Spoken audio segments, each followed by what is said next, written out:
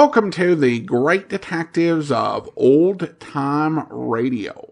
From Boise, Idaho, this is your host, Adam Graham. If you have a comment, email it to me, box13 at greatdetectives.net. Follow us on Twitter at Radio Detectives and check us out on Instagram, instagram.com/Great Detectives. I do want to encourage you, if you have not already, to pick up your copy of Slime Incorporated. It's my first ever detective novel, and it tells a story of murder and dirty politics set against the backdrop of the Idaho gubernatorial election. The book is available as an ebook, an audiobook, or as a paperback. You can find that book along with all my other work over at store.greatdetectives.net. But now let's get into this week's episode of Philo Vance. The original air date, October the 14th, 1948, and this one is The Golden Murder Case.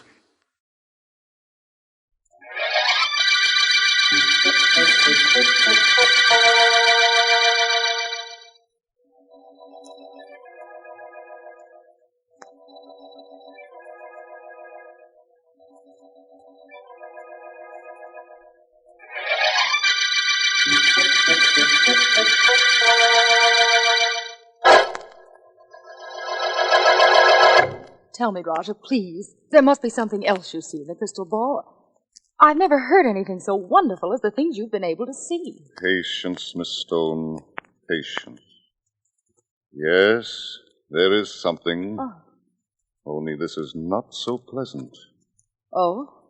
You wish to hear it? Of course.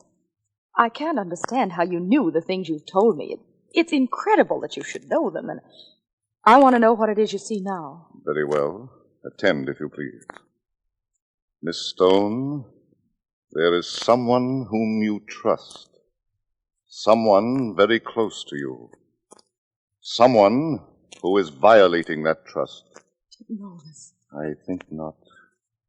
No, that is not the name. The initials are... P...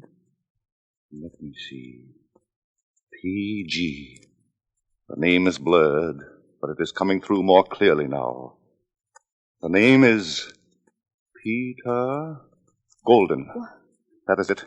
Peter Golden. Mr. Golden? And he's cheating me? But he's my guardian. He has all my money. Tell me more, Roger. Please, more. No, I cannot. There is nothing more now. Tomorrow, perhaps, but not now. I am sorry, Miss Stone. That is all. Well, here's the $100 we agreed upon, Roger. I'll be here tomorrow, and thank you. Thank you very much. Tomorrow, then. Good day, Miss Stone. Come out, Mr. Novus, please. It worked, didn't it, Roger? She believed what you told her. As much as I told her. You realize I've tried to tell her this myself, but she wouldn't listen. I require no explanation as to why you see fit to give me information to be passed on to Miss Stone. No, maybe not. But I just wanted to make sure my conscience was clear. You see, I work for Golden. He's been stealing from Miss Stone for months. I am quite sure that is so. Well, there had to be some way for her to find out about this, Roger. I couldn't tell her, but if he keeps up his swindling, she'll be penniless. Which would mean that you would be marrying a penniless young lady. Yes, I suppose so, only... Well, that isn't terribly important. No? No, I love Kay. I love her very much. I'm greatly indebted to you for being the means whereby she knows about Golden. At $100 a visit, it's no trouble, I assure you. Thank you. Only suppose this doesn't work. Suppose Golden convinces Kay that he isn't cheating her. Then what? What? Well, that might call for a visit from me to Mr. Golden. Only, Mr. Novus, that visit will cost a good deal more than $100.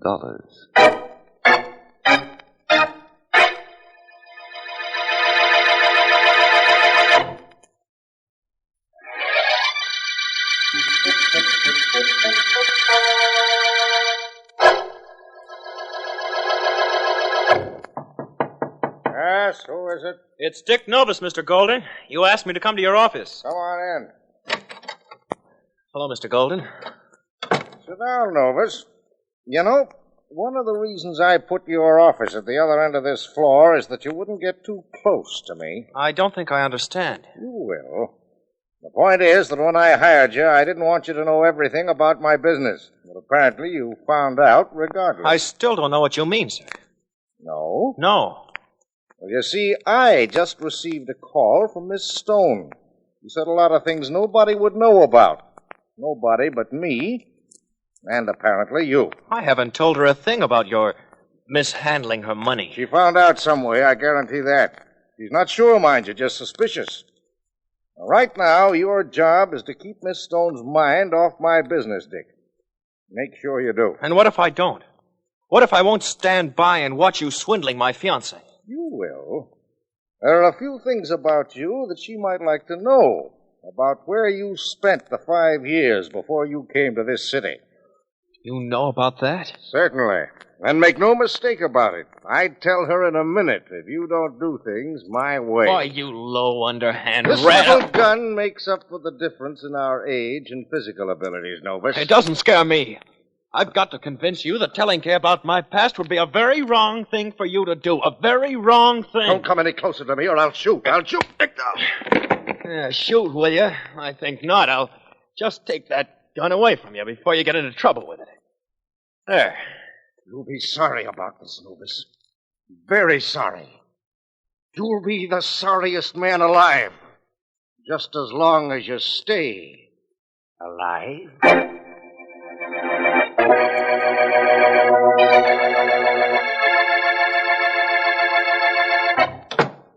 You were Philo Vance, the private investigator? Yes, of course.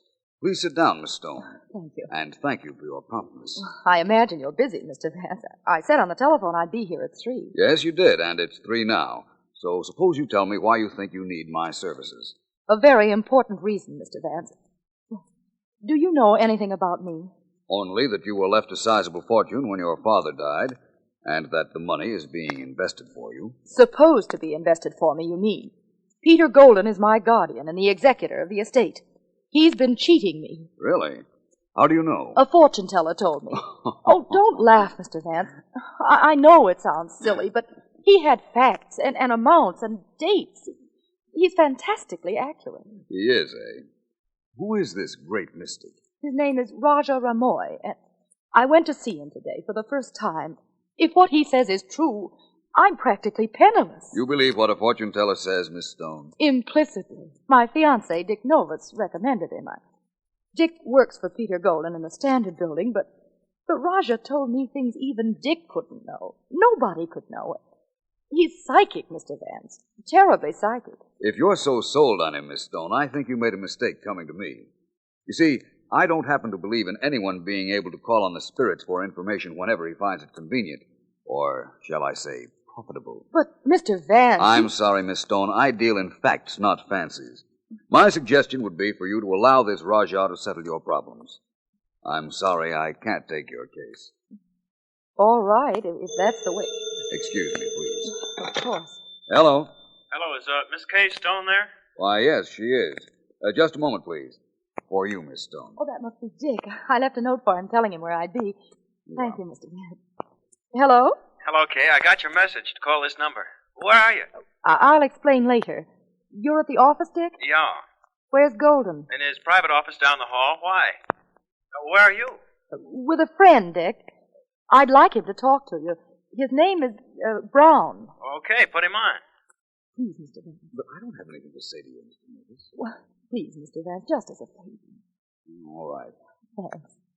Dick, here is Mr. Brown. Mr. Brown, Mr. Novus. Hello, Novus. Hello, Brown. I really don't know what I'm supposed to say to you. I've just told Miss Stone I can... Novus, are you there? Yes, I'm here. That shot came from Golden's private office down the hall. Hold the phone. I'm going to investigate. What happened, Vance? I'm not sure yet. I'll have to wait until Novus gets back. Well, where did he go? Down the hall to Golden's private office. But he was talking to you on the phone. That's right, but you see, there was a shot fired. What? Novus is sure it came from Golden's office. He's gone to find out. A shot? That's right. What? Impotent feeling, isn't it, Miss Stone? To have to stand here and hold the telephone while a murder might have been taking place. You think that... Just a Hello, minute. Brown? Yes? Brown, yeah. I've just come from Golden's office. He's lying face down on the floor, and there's a bullet wound in his head. I think I heard footsteps racing down the stairs, but I was afraid to follow whoever it was. What shall I do? Leave everything just as it is. I'm sending Miss Stone to her home. You meet her there. I'll want to talk to both of you later. Right now, I'm going to call District Attorney Markham and invite him to a murder.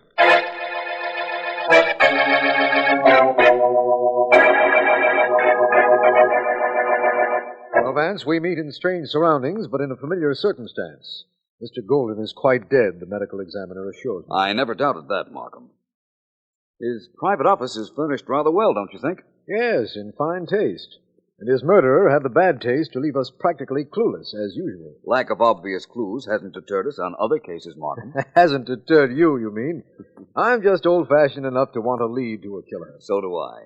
Only it isn't necessary for it to be out in the open. For instance, Markham, this tells me a lot. Vance, what in the world did you climb on that chair for? I wanted to take a look at the wall. Closer look, that is. Very interesting. A wall is interesting. Now, Vance, It provided me with a possible clue, Markham. How? It's an ordinary wall. There's a little accumulated dust or something up where you look, but what's that? That is the clue to our killer, Markham. Oh, no. Imagine the murderer would rather believe your remark than mine, but I'll stick with my theory for a while. Don't think I'm not glad you're going to. Vance, who was this Golden fellow anyhow? He was guardian for the money left to a girl named Kay Stone, for one thing, Markham. She was in my office when we heard a shot over the telephone. You were talking to the dead man? No, to Mr. Novus, Miss Stone's fiancé. Oh. I took the liberty of sending Miss Stone to her home and of asking Mr. Novus to meet her there. I don't see where that was such a liberty, Vance. Novus couldn't have been guilty if he was talking to you over the telephone when the shot was fired. That doesn't seem possible, does it, Markham? Of course not. There are some things, Vance, which even I am willing to bet can't be done. That may be, but if I were you, my friend, I wouldn't say this was one of them.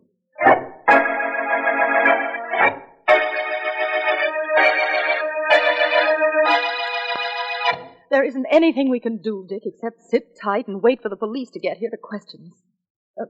You know why I introduced Philo Vance to you over the telephone as Mr. Brown. Well, I understand why you did it, only it was a little ridiculous. Well, maybe, in view of what followed. Oh, excuse me, sir. Well, certainly. Hello?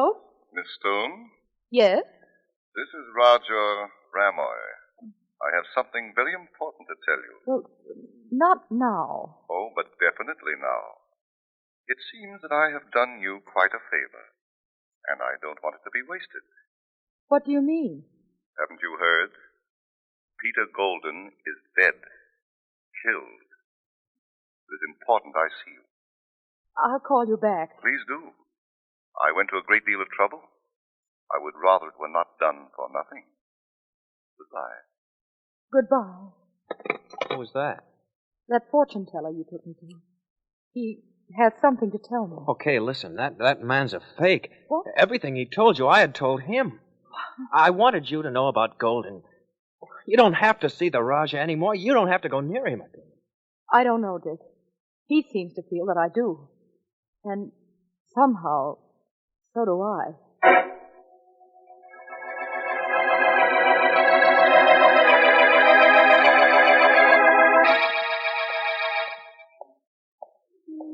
This is Miss Stone's home, Vance. Is this the place where our mystery comes to an end? Perhaps. All I can do is hope.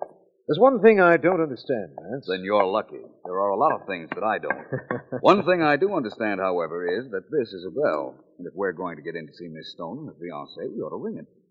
There. Vance, I've never known you to be so mysterious before, so reluctant to tell me anything. That could be for an excellent reason, Markham. You mean you don't know anything about this case? Well, let's say I don't know enough. Oh, Miss Stone, may we come in? Hello, Mr. Vance. Please do. Thank you. This is District Attorney Markham. How do you do? How do you do? Mr. Novus is in the library. You wanted to talk to him, Mr. Vance? I most certainly do. And I wonder if you'd mind waiting out here in the hall with Mr. Markham. I don't think I understand. Neither do I, Miss Stone, but I imagine it might be a good thing for us to do. Thank you, Markham. I won't be long. All right, Vance, we'll be waiting. In here, Miss Stone? Yes. Thank you. How do you do? I'm Philo Vance. Yes, I imagined it would be you. What do you want with me, Vance? A little cooperation, for one thing. Well, now, let's talk straight. You're going to find I have a record that I served time in jail years ago. You know, I was down the hall in my office when Golden was murdered. Now, what do you want with me? You were down the hall, you say? You know I was. I was talking to you over the telephone when we heard the shot. Kay told me you were Mr. Brown. That's quite right. Now, inasmuch as you were on the telephone when the shot was fired, you want to know what I want with you. Is that correct? Yes. Very simple, Mr. Novus. You see, two people are involved in the murder. You might very well be one of those two.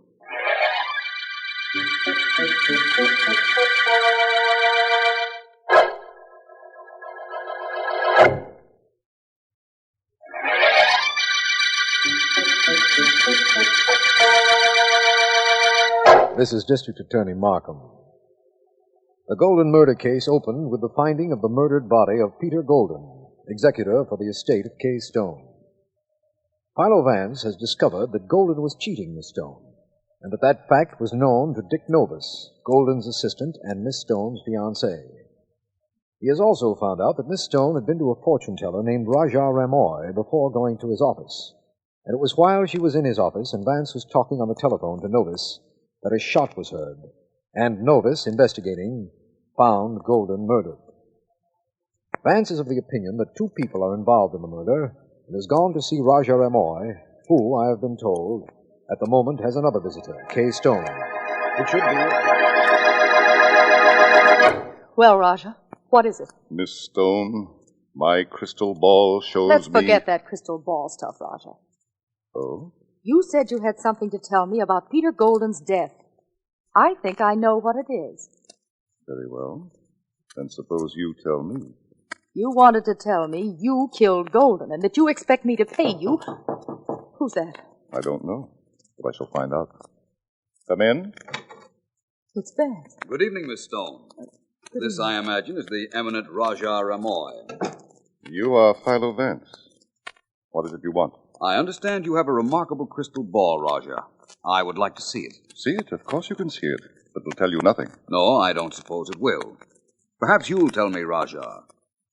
It seems that Miss Stone was in my office at 3 o'clock yesterday afternoon when we heard a shot. Yes? Look in your crystal ball, Raja. Or better still, perhaps you'd better have a more tangible witness. Because you see, very shortly you're going to be called upon to say where you were at 3 o'clock yesterday.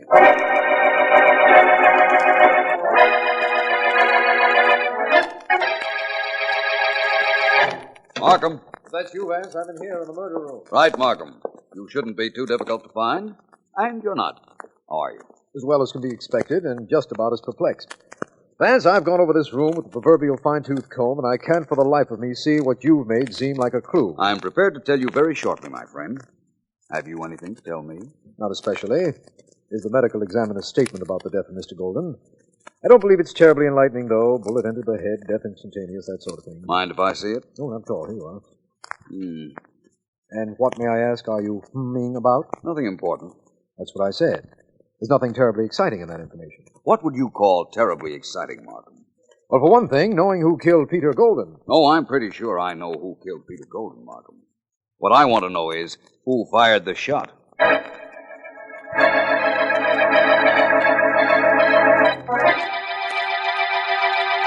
You and Miss Stone understand now why it is imperative I came here so we could have this chat, Mr. Novus. Yes. Yes, I suppose so, Raja. What I suggest is very simple, is it not, Miss Stone? Very. Oh, it isn't so simple for the one of us who had nothing to do with the murder. Let us not split hairs, Mr. Novus.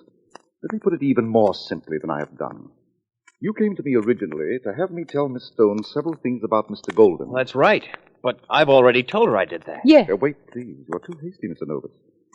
It's possible, of course, that Mr. Golden knew, as I know, that you are an ex-convict. Oh, you dirty... Never mind, Dick. I knew that. It didn't make any difference before. Don't see to it that it does now. Go ahead, Raja.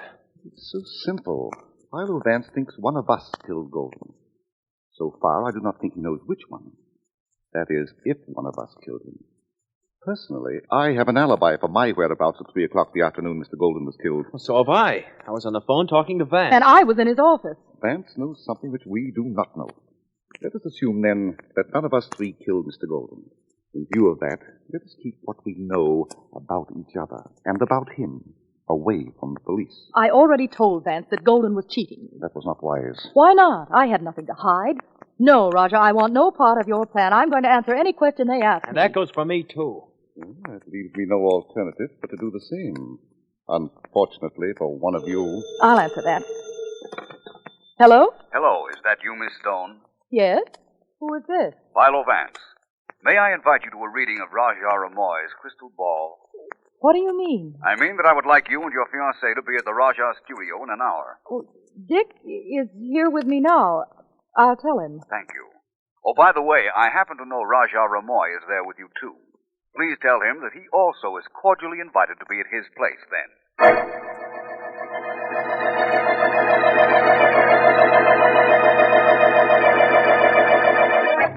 Draw the curtains, please, Markham. I want the room quite dark. Right, Vance. You're going to use my crystal ball, Vance? It works equally well in the light, believe me. Perhaps it won't for amateurs like myself, Rajah. What do you expect to see in the crystal, Mr. Vance? The murderer of Peter Golden. Oh. You see, Miss Stone, perhaps Golden did deserve to die for cheating you out of your money. But the decision to take life does not rest with any of us. Do you agree, Mr. Novus? Forget about me, Vance. Go ahead with that foolishness. Very well. Please, everyone, keep very quiet if you don't mind. Of course. Well, certainly. Before I start this experiment, Rajah Ramoy, do you have a gun? Why, no. No. It seems to me that at police headquarters this morning I saw a license issued to you giving you permission to possess a firearm. Oh, that's a blank cartridge pistol. I use it in my act when I appear on the stage. You are seated at my place at this table. There's a drawer right in front of you. The pistol is in there. But believe me, it is loaded with blanks. We'll see. Yes, here it is. I'd like to fire it now. Vance. Not at anyone in particular, Markham, just at this wall. Yes, it shoots blanks all right, Vance. There's no bullet in the wall. I wanted to be sure. Now for the experiment with the crystal ball. I see in it many things. Hatred for his employer for several reasons by Mr. Dick Novus. Why should I hate him? He knew about your past and he was cheating your fiancée. I also see in it a visit by the great Rajah Ramoy to Mr. Golden's office.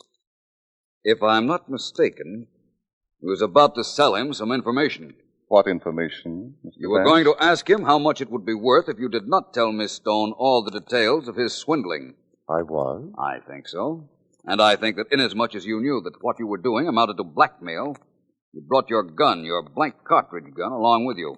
Why would I do that? Just in case Mr. Golden resented being blackmailed. You'd use the gun merely to threaten him if he seemed bent on throwing you out of his office. That perhaps is so. But it means I did not kill him, doesn't it, Mr. Vance? After all, what I had was a blank cartridge pistol. You can't kill with that. No, but you could fire the gun to create an alibi which you could explode any time you liked in the event the person you were alibying for refused to kill you. I should never have allowed you to use my crystal ball, Vance. Apparently it works as well for you as it did for me. What else do you see in it? I see a young lady named Kay Stone who could conceivably have gone temporarily insane when she found that the man she thought was a friend had made her penniless. That means you think I killed him. What I've tried to show was that all three of you had motives. Good motives. We all have good alibis for the time he was shot, too, Vance. Don't forget that. No. Pardon my correcting, Mr. Novus. You all have alibis for 3 o'clock, the time the shot was heard. But Mr. Golden was killed before that blank cartridge gun was fired. And the name of his murderer... Yes? Yes, Vance, the name. The name of his murderer is... Tell us if you see it. Tell us. Turn that last lamp out, Markham. I can read it more clearly. Right. Much better. In absolute darkness, one light remains. The light in this crystal ball. And it tells me that the name of the killer of Peter Golden is... Kay Stone. Lights, Markham. Right. She got away, Vance. She got away. Not very far, Mr. Novus. Apparently, my pretending to read the crystal ball was too close to home. But we have several policemen downstairs prepared to seize anyone fleeing from this room. No, she didn't get away. Believe me, she didn't. She didn't get away from us or with murder.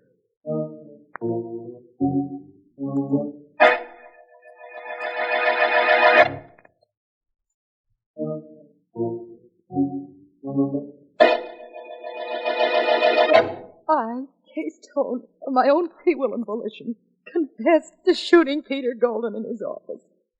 I shot him and went directly to Philo Vance's office. You taking that down, Mr. Pace? Yes, I have, Mr. Markham. You killed him because he stole that money from you, didn't you, Miss Stone? That was the reason, Vance. And you went to Vance's office so that you'd have an alibi, having been there when Vance heard the shot over the telephone. No, I knew nothing about any shot. I went there to ask Vance to investigate Golden and my fiancé.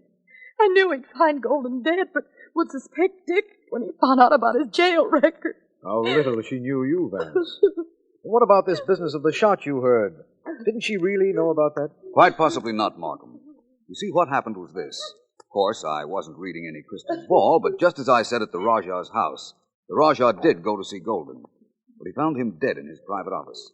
Then he heard Dick Novus speaking on the telephone to Miss Stone and then to me, and he thought he'd give either one of them an alibi. Either one of them? Whichever one had killed Golden. Oh. You see, he didn't know which one at the time, but he figured that later on one of them would be good for a little blackmailing. So he fired his blank cartridge gun into the wall while Novus was on the phone. But how did you know that? That smudge on the wall, the one I investigated the first time we went up to Golden's office, Markham? Yes. That told me a blank cartridge gun had been fired and had left powder marks on the wall. Well, I had to build the rest of this case from that. You built it too well, Vance. Too well to suit me. It had to be you, Miss Stone. You told me you left a note for Mr. Novus. And that was the reason he was telephoning you at my office. If you left a note, you had to have been at his office. If you were at his office, it is very conceivable that you killed Golden. Well, that's what happened, all right. I did go up there.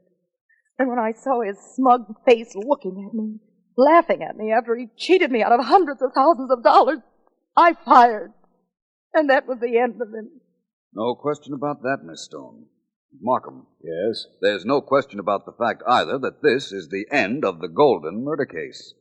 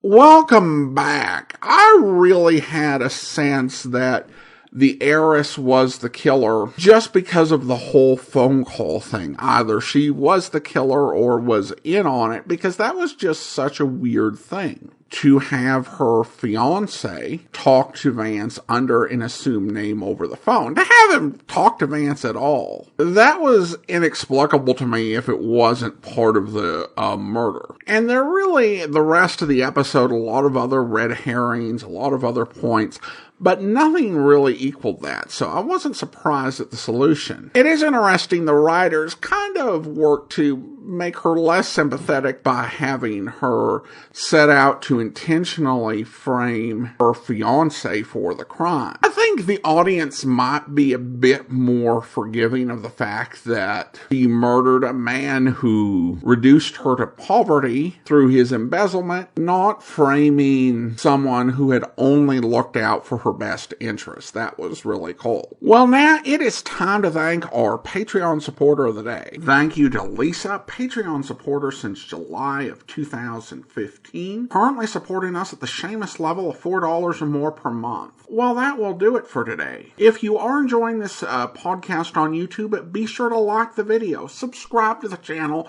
and mark the notification bell. We'll be back next Thursday with another episode of Philo Vance. But coming up tomorrow, it's an adventure with Man with the Action-Packed Expense Account. Yours truly, Johnny Dollar, where... Well, I guess I better get upstairs. Nice meeting you. It's nice meeting you. Will you be around for any length of time while you're investigating the fire? Well, that's hard to say. I hope so. Hello, Chris. Oh, hi, Dad. How was the game? Fine. Mr. Dollar? Yes, sir. I'm Lester Matson. How do you do? You two have met?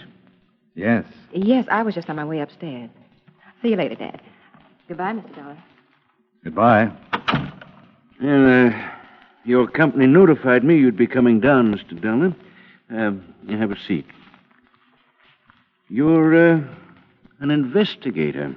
That's right.